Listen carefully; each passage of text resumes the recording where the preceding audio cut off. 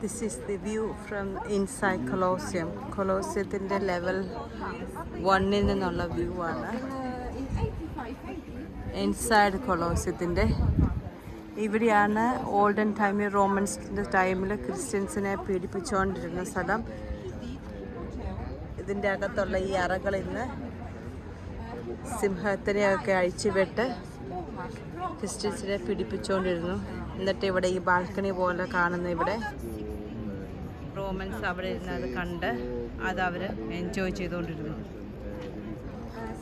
അങ്ങനെയാണ് ക്രിസ്ത്യാനിറ്റിയെ ഇല്ലാതാക്കാൻ വേണ്ടി റോമൻസ് മാക്സിമം ശ്രമിച്ചതിൻ്റെ ഒരു വലിയ